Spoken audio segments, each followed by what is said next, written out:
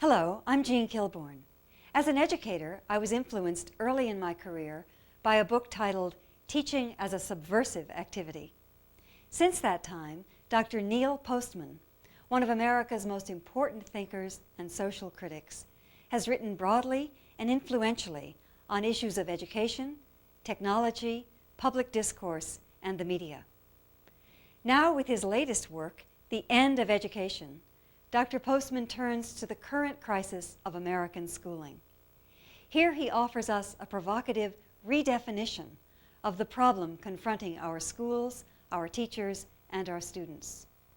Revealing the double meaning of his title, Dr. Postman warns that we have lost sight of the purpose or end of education. He first turns to his most central idea, the idea of narrative. A culture's narratives, he explains, are the guiding stories our culture tells about itself, about where we come from, where we are going, and who we are. They are the stories which define our very identity and our sense of purpose as a society and as individuals. In The End of Education, Neil Postman reveals the erosion of traditional American narratives which once purposely defined the meaning of public education.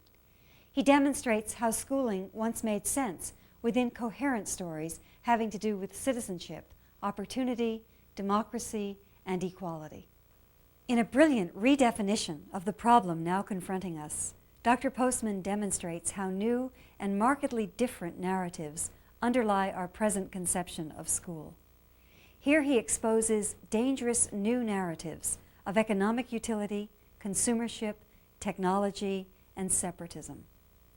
From the internet to multicultural curricula, from advertising in our schools to educational policy, Neil Postman reveals how these new narratives lie at the core of our current thinking about the purpose of learning, and how they threaten the possibility of restoring education in our time.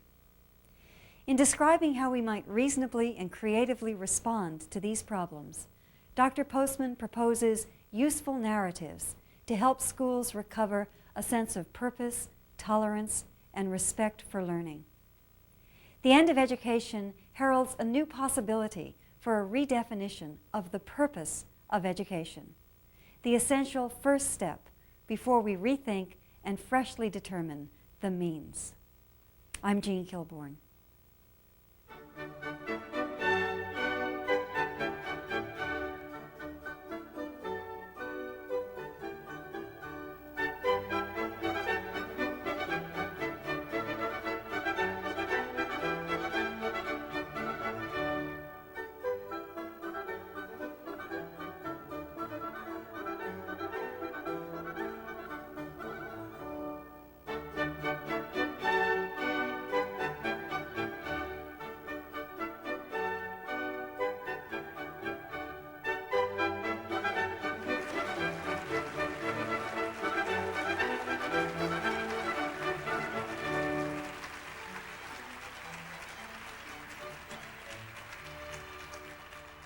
Without an end, that is, without a purpose, we will quickly come to the end, that is, the finish of education. And I might add, the sooner the better. In considering how to conduct the schooling of our young, adults have two problems to solve. One of them is an engineering problem, and the other is a metaphysical one. The engineering problem is essentially a technical one.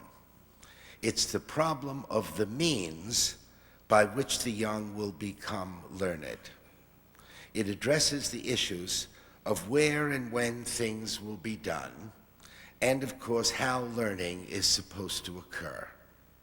The problem is not a simple one.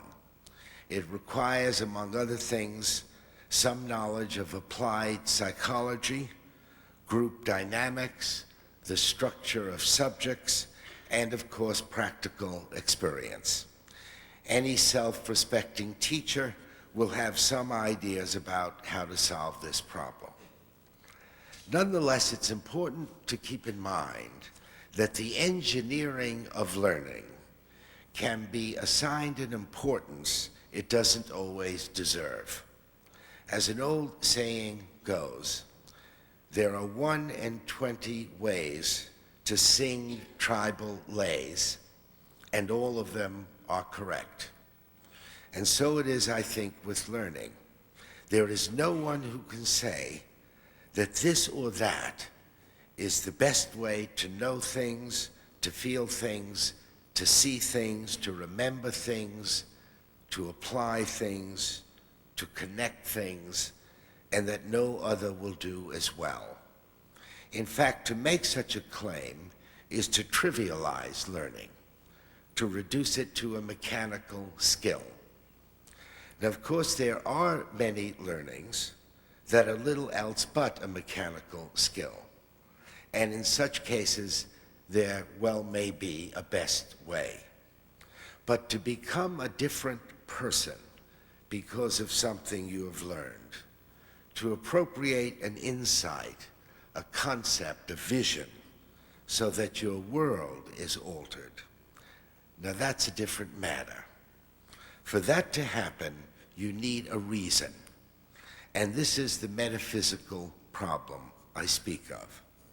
A reason, as I use the word here, is different from a motivation.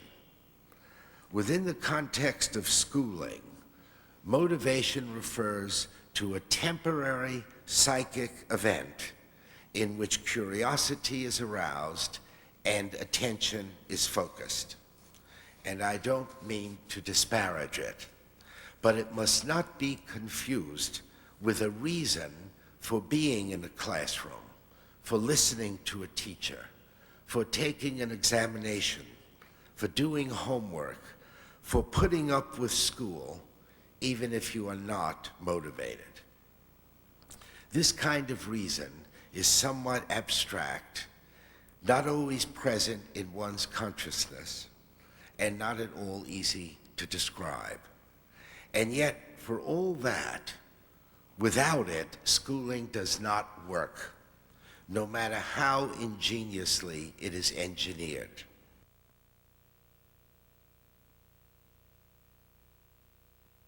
For school to make sense, the young, their parents, and their teachers must have a God to serve, or even better, several gods. If they have none, school is pointless. Nietzsche's famous remark is relevant here. He said once, "He who has a why to live can bear with almost any how." And this applies, I think, as much to learning as to living. To put it as I said it before, there is no surer way to bring an end to schooling than for it to have no end. Now, by a God to serve, I do not necessarily mean the God who is supposed to have created the world and whose moral instructions, as described in sacred books, have given countless people a reason for living, and more to the point, a reason for learning. In the Western world, beginning in the 13th century, and for 500 years afterwards, that God was sufficient justification for the founding of institutions of learning, from grammar schools, where children were taught to read the Bible, to great universities where men were trained to be ministers of God. Even today, there are some schools in the West, and most in the Islamic world, whose central purpose is to serve and celebrate the glory of God. Now, wherever this is the case, there is no school problem. Certainly, there is no school crisis. There may be some disputes over what subjects best promote piety, obedience, and faith. There may be students who are skeptical, even teachers who are non-believers. But at the core of such schools, there is a transcendent spiritual idea that gives purpose and clarity to learning. To such schools, the word God is spelled with a capital G. But there are schools that have been animated by a transcendent spiritual idea which may be called a God with a small g. Now, I know it's risky for me to use this word, even with a small g, because the word having an aura of sacredness is not to be used lightly, and also because it calls to mind a fixed figure or image. But it is the purpose of such figures or images to direct one's mind to an idea, and more to the point, to a story. Not any kind of story, but one that tells of origins and envisions a future. A story that constructs ideals, prescribes rules of conduct, provides a source of authority, and gives a sense of continuity and purpose. A God, in the sense I'm using the word, is the name of a great narrative, one that has sufficient credibility, complexity, and symbolic power, so that it's possible to organize one's life and one's learning around it. Without such a transcendent narrative, life has no meaning. Without meaning, learning has no purpose. Without purpose, schools become houses of detention, not attention.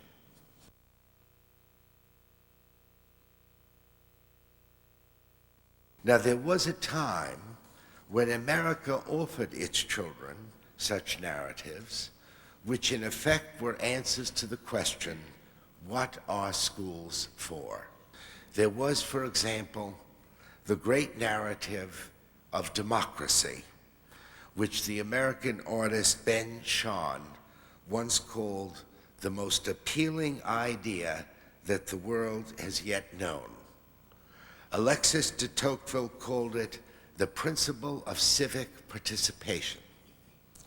Gunnar Myrdal encapsulated the idea in the phrase, the American Creed, which he judged to be the most explicitly articulated system of general ideals of any country in the West.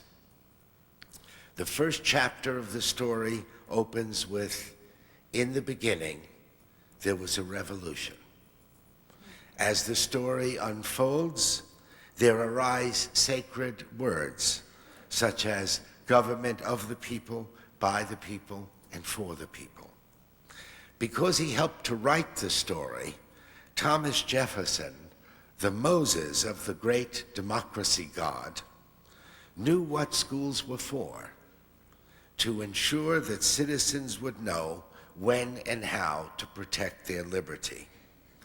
This is a man who produced an essay that could have cost him his life, and that included the words, "We hold these truths to be self-evident, that all men are created equal, that they are endowed by their Creator with certain unalienable rights, that among these are life, liberty, and the pursuit of happiness."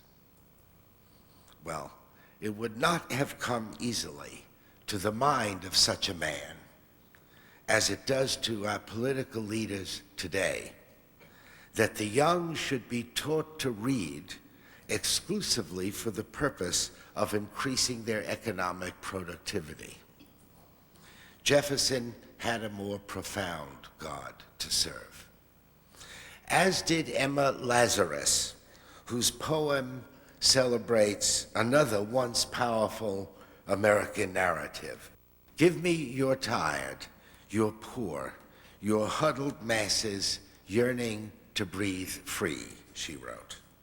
Where else, save the great narrative of Jesus, can one find a story that so ennobles the huddled masses? Here, America is portrayed as the great melting pot, and such a story answers many profound questions, including, what are schools for? Schools are to fashion Americans out of the wretched refuse of teeming shores. Schools are to provide the lost and lonely with a common attachment to America's history and future, to America's sacred symbols, to its promise of freedom. The schools are, in a word, the affirmative answer to the question, can a coherent, stable, unified culture be created out of people of diverse traditions, languages, and religions? There have been, of course, other narratives that have served to give guidance and inspiration to people, and especially that have helped to give a transcendent purpose to learning. Among them is one that goes by the name of the Protestant ethic. In this narrative, it is claimed that hard work, self-restraint, and a disciplined capacity to delay gratification are the surest path toward earning God's favor, or if not that, of realizing what was once called the American dream, which, by the way, was not simply an economic aspiration, but included internalizing the full range of responsibilities and beliefs that gave America the authority to declare itself a moral light unto the world. Well, it pains me to say it, but I fear that these great American narratives are no longer as powerful as they once were. And why this is so would have to be the subject of an entirely different talk. Here it is important to say that as significant narratives have faded from view, they have been replaced by stories that are thin, crass, and certainly without transcendent meaning. As a consequence, the idea of public schooling is placed in jeopardy.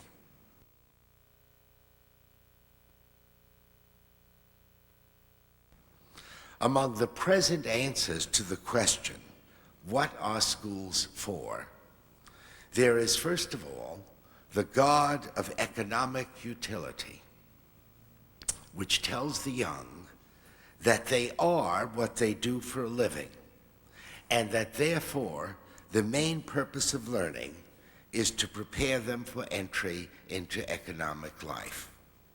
The idea is to teach the young how to make a living, not how to make a life, which has always seemed to me the point of education, as it was to Jefferson, Horace Mann, and John Dewey. Related to the God of economic utility is its unholy son, the God of consumership. In this tale, the young are told that the surest way to earn God's favor is to buy things. It tells them that they are not what they do, but what they own. Its principal commandment is conveyed in the slogan that I've seen on some t-shirts: whoever dies with the most toys wins. Now, this is, of course, a dominant narrative of television, which exposes the young to 600,000 television commercials in the first 20 years of their lives. Apparently, many schools love this God, as evidenced by the fact that 5,000 schools in America now require students, as part of the curriculum, to watch Chris Whittle's TV commercials for Nike, Mars bars, and other delectables. Then, too, there is another God, the great God of technology, which insists that the main purpose of learning is to help the young to accommodate themselves to vast technological change, to become what the technology will make them become. Now, this is a narrative based on the false and somewhat hysterical premise that never before has there been so much technological change as now. For those of you who believe that our own century is unsurpassed in technological innovation, I should like to mention just a few of the inventions of the 19th century. Telegraphy, photography, the rotary press, the telephone, the typewriter, the phonograph, the transatlantic cable, the electric light, radio, movies, the locomotive, rockets, the steamboat, the X-ray, the revolver, and the stethoscope, not to mention canned food, the penny press, the modern magazine, the advertising agency, the modern bureaucracy, and, for God's sakes, even the safety pin. Now, next to this, the information superhighway, email, and virtual reality do not seem to me to be so stunning and disorienting, and it puzzles me why so many intelligent educators have lapsed into a gee whiz mode about technology. For those who believe that modern technology will provide a significant narrative around which learning can be organized, I should like to read to you a short poem written by a teacher in the early 1920s. This is the poem. Mr. Edison says that the radio will supplant the teacher. Already one may learn languages by means of Victrola records.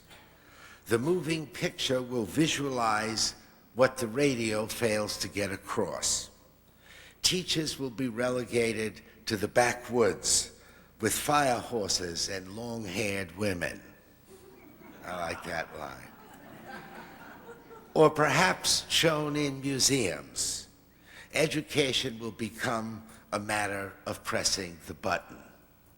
Perhaps I can get a position on the switchboard. Well, I don't go as far back as the introduction of the radio and the Victrola, but I am old enough to remember when 16mm film was to be the new god of learning, then closed-circuit television, then 8mm film, then teacher-proof textbooks, now computers. Like the teacher who wrote that poem, I know a false god when I see one. I must also mention here the rise of still another god, which goes by several names, including the god of tribalism and separatism. In its most fervently articulated form, it is known as the god of multiculturalism. Now, before saying anything about it, I should specify that it must not be confused with what once was called cultural pluralism. Cultural pluralism is a 70-year-old educational idea whose purpose is to enlarge and enrich the American creed, specifically to show the young how their tribal identities and narratives fit into a more inclusive and comprehensive American story. If people use the term multiculturalism as a synonym for cultural pluralism, there is, as I see it, no problem.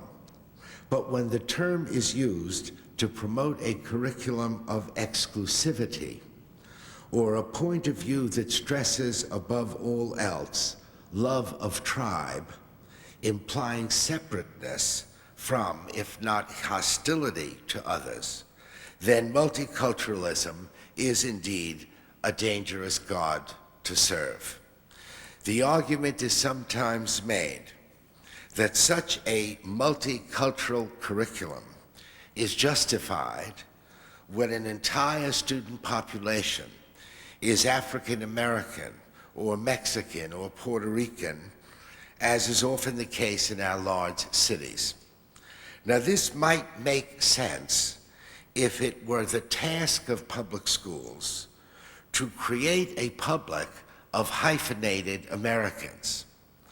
But our students already come to school as hyphenated Americans. The task of the public schools, properly conceived, is to make the hyphens less distinct. The idea of a public school is not to make blacks black, or Koreans Korean, or Italians Italian, but to make Americans. The alternative leads, quite obviously, to the balkanization of public schools, which is to say, their end. This path not only leads to the privatizing of schooling, but to a privatizing of the mind, and it makes the creation of a public mind quite impossible. The theme of schooling would then be divisiveness, not sameness, and would inevitably engender what Arthur Schlesinger Jr. has called the disuniting of America. Now, when I am done here, we'll have some time for questions and comments from the audience, and some of you may want to argue with me about my critiques of the gods of economic utility, consumership, technology, and tribalism. If you wish to do so, I will help you now by making my position as clear as possible. I believe these gods have no transcendent spiritual content. They offer no basis for moral conduct, no rules of community life, no metaphysical integrity, no sense of continuity. Their existence suggests to me a spiritual emptiness in our culture, a sense of confusion about what schools are for and about what they can be for. And this emptiness and confusion are the major problem facing public education in America. Yes, it is true. We need to improve our facilities. We need to pay teachers more. We need to reduce class size, find better ways to assess learning, and as our mayor keeps saying, eliminate an unwieldy and expensive bureaucracy. These are technical problems, and if we have the will, we can solve them. But even if we do, we are still left with the question, what are schools for? If you will allow a metaphor here, we can make the trains run on time, but if they don't go where we want them to go, what's the point?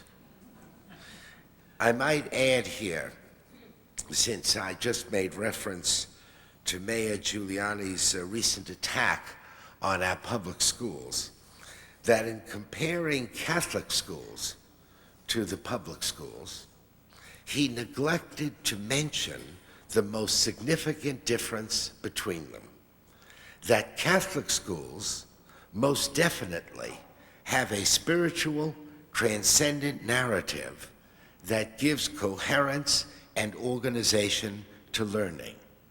The public schools do not.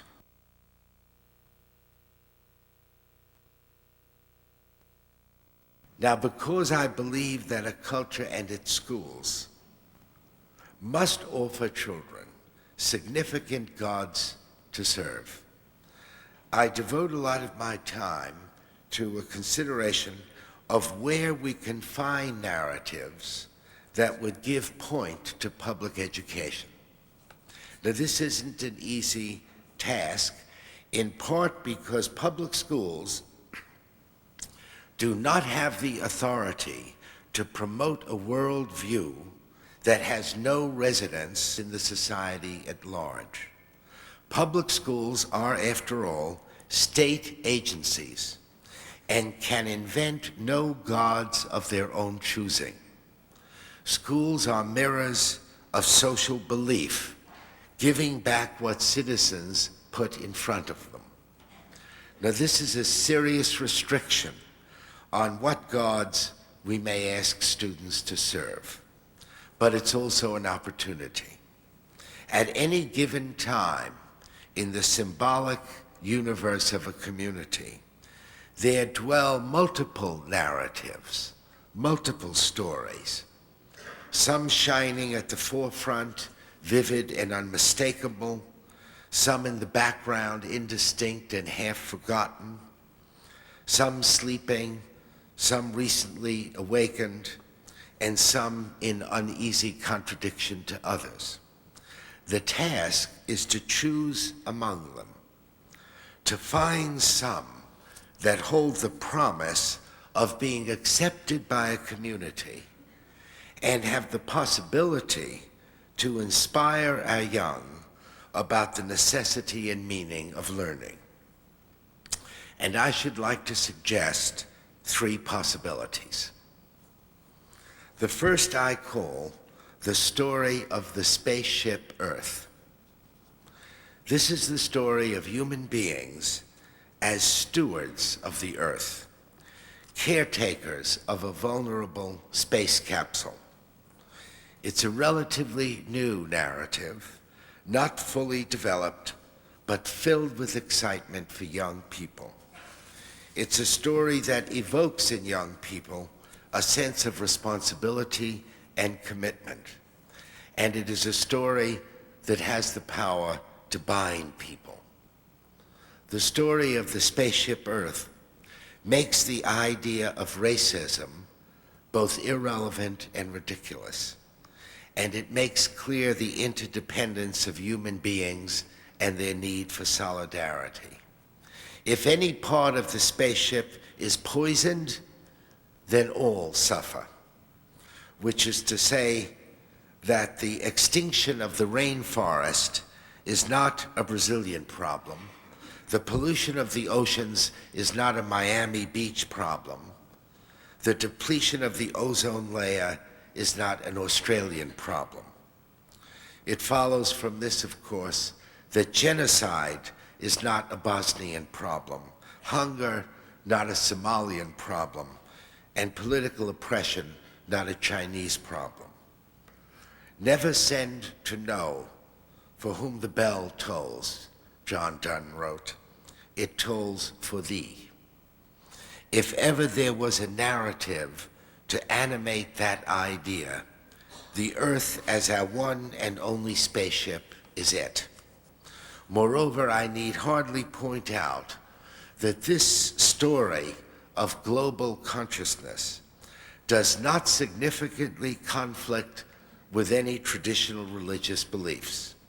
I am not aware of any deity who would take satisfaction in the destruction of the earth, or for that matter, the disintegration of cities. One can be a Christian, a Muslim, a Taoist, a Jew, or a Buddhist, and yet be imbued with a commitment to the preservation of the planet. In like fashion, the story of the Earth as a spaceship does not conflict with national or tribal tales. It does not require that one reject or even be indifferent to one's national, regional, or tribal loyalties. One can be an American, a Norwegian, a Frenchman, or for that matter, a Lap, and without sacrificing one's tribal identity, can be enlarged by adopting the role of Earth's caretaker. This is an idea whose time has come. It is a story of interdependence and global cooperation, of what is at the core of humanness, a story that depicts waste and indifference as evil, that requires a vision of the future and a commitment to the present. A second possible narrative is one I call the story of the fallen angel. I use a religious metaphor here to emphasize the point that what I shall describe is not merely a method or an epistemology, but a narrative, a story, and one of almost universal acceptance. The story, as it is told in various places and forms, is essentially as follows. If perfection is to be found any place in the universe, it is assumed to exist in God or gods. There may have been a time when human beings were perfect, but at some point, for various reasons, their powers were diminished so that they must live forever in a state of imperfect understanding. Indeed, for us to believe that we are godlike or perfect is among the most serious sins of which we are capable. The Greeks called the sin hubris. The Christians call it pride. Scientists call it dogmatism. The major theme of the story is that human beings make mistakes all the time. It is our nature to make mistakes. We can scarcely let an hour go by without making one. In this talk, I am fairly sure I have already made at least 2 or 3, and I wouldn't be surprised if some of you have noticed them. That we may be mistaken, and probably are, is the meaning of the fall in the fallen angel. The meaning of angel is that we are capable of correcting our mistakes, provided that we proceed without hubris, pride, or dogmatism, provided that we accept our cosmic status as the error-prone species. Were the story of the fallen angel taken seriously in school, we would have a curriculum that does not see knowledge as a fixed commodity, but as an ongoing struggle to overcome human error. In fact, the curriculum would be the study of error and our heroic efforts to overcome it. Our students would know that their textbooks are filled with errors, that their teachers' minds are filled with errors, that their own beliefs are filled with errors. But they would not be disheartened or shamed, for they would know that in learning, we may correct our errors, and that the worst sin is to immunize ourselves against correction. Such a curriculum would have as its purpose to cure ourselves of the belief in absolute knowledge and to promote the idea that we are dangerous to ourselves and others when we aspire to the knowledge of gods. And now a final suggestion. I call it the story of America as an experiment. Every school, save those ripped asunder by separatist ideology, tries to tell a story about America so that students will feel a sense of national pride. Students deserve that, and their parents expect it. The question is how to do this and yet avoid indifference on the one hand and a psychopathic nationalism on the other. Well, as it happens, there is such a story available to us.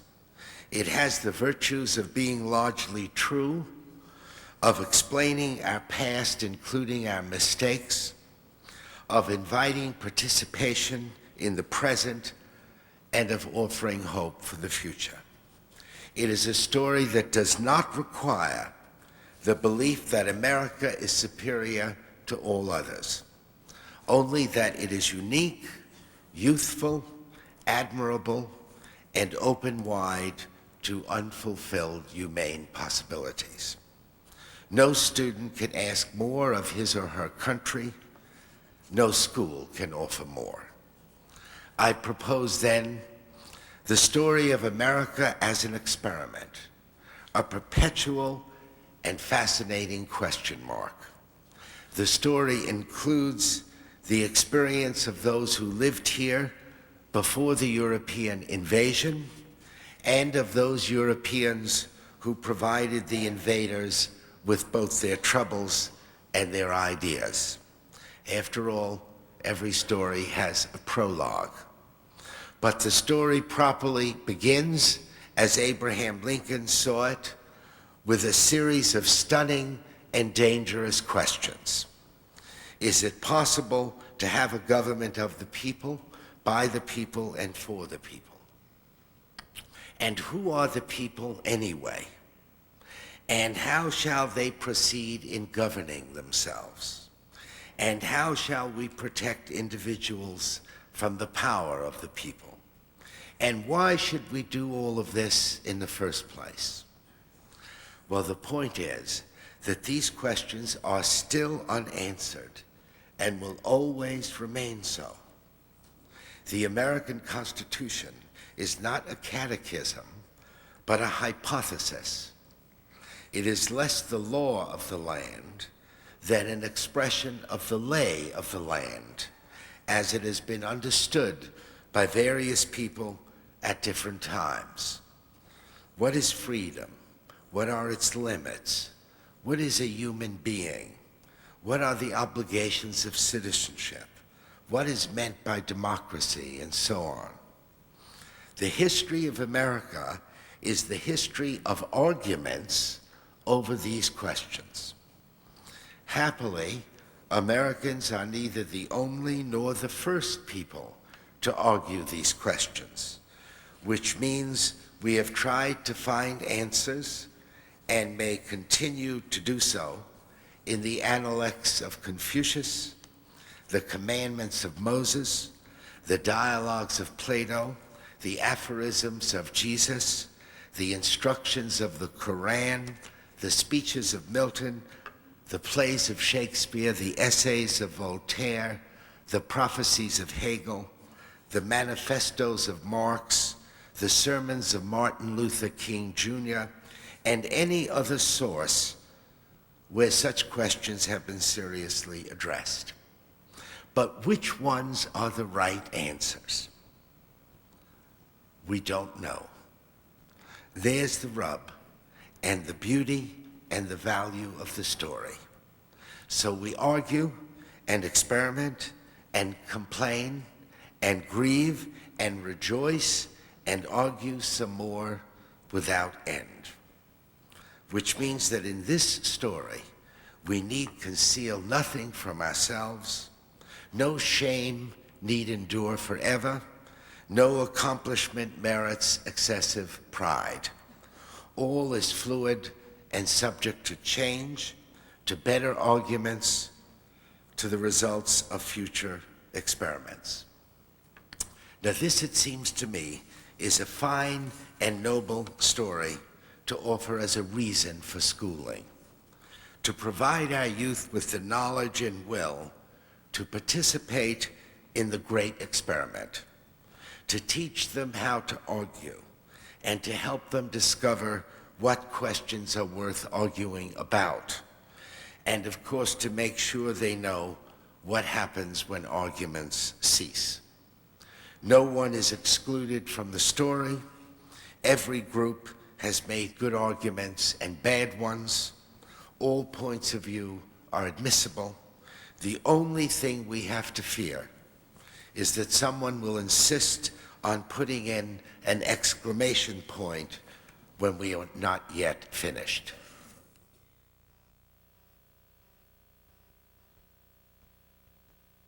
The Spaceship Earth, the story of human error, America as an experiment, are just three possible narratives.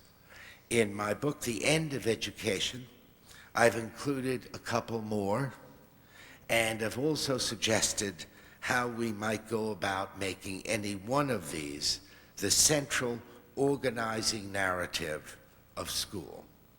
But at no point in the book or any place else do I claim that these are the best we can come up with.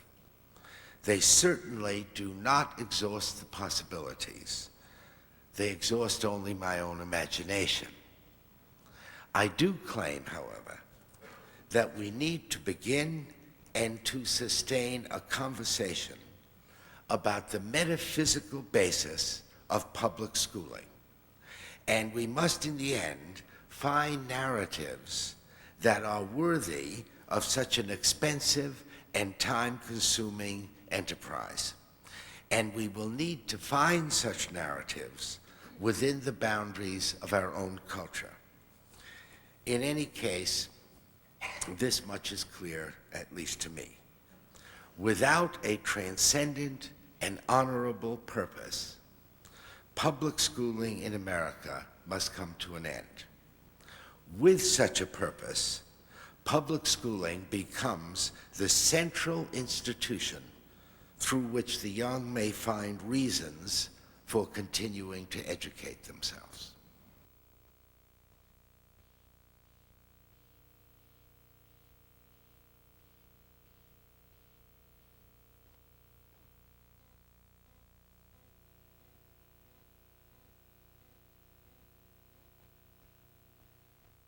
I think the conversations people now are having about education might suggest that there are some possibilities of our overturning or replacing some of the crasser and thinner narratives that now animate school with more serious ones.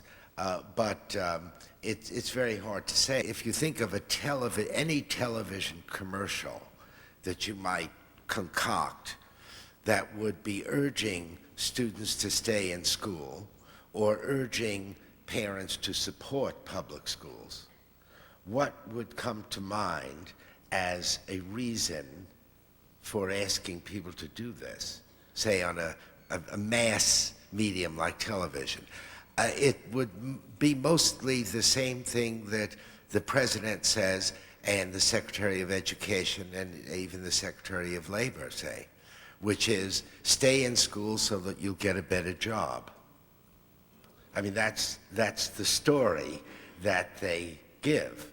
So that doesn't make one very optimistic. So you'd be optimistic then in the face of that?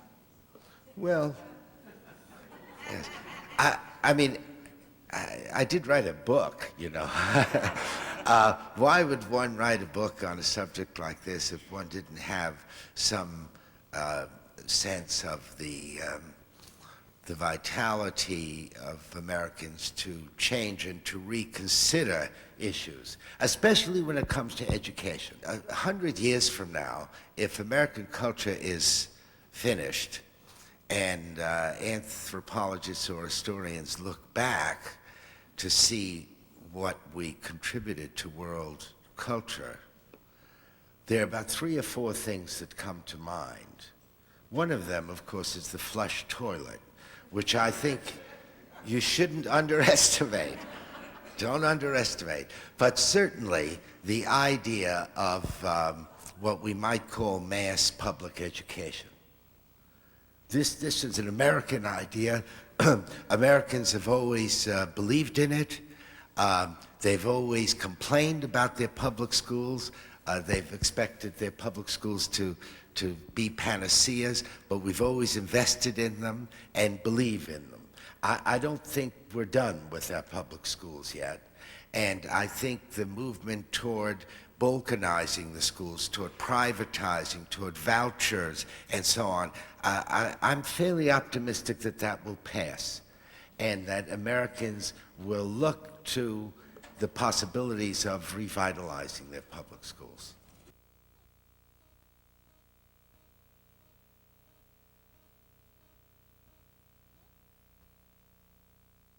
this is an idea that scholars from many different fields have got interested in, especially psychologists, by the way. Bruner's interest in narrative is in personal psychology. I mean, that each of us is telling himself or herself almost every minute of the day the story of our lives. And it's very important that in this story, you are the hero of your story. Because if you're not the hero of your story, there are names for this. Like paranoia, schizophrenia. So we hope, and as for me, I'm just a blip in your story. That's all I should be. So the psychologists have discovered that this is what people do all the time. They tell themselves stories, narratives. They weave a tale in order to produce meaning. To have meaning, you have to have it in some context. That's what we're calling a narrative here. I've extended the idea in a cultural sense, that cultures need narratives. And I call them gods with a small g, but we don't, if that disturbs you, forget it, just call them narratives. But I mean, that's what we have to try to work. But this is what Václav Havel has been talking when he addressed the United States Congress 3 years ago.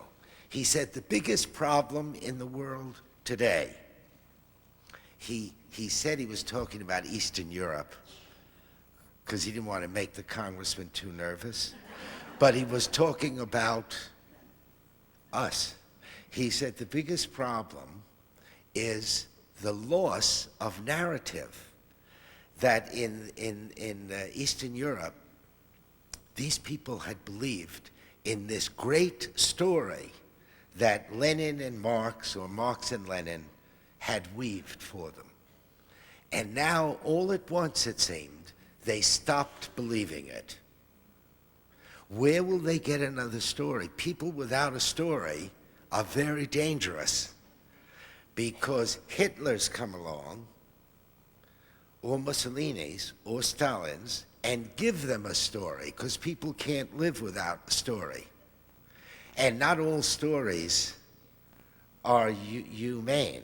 Some of them are extremely dangerous to other people. But they all try to do the same thing.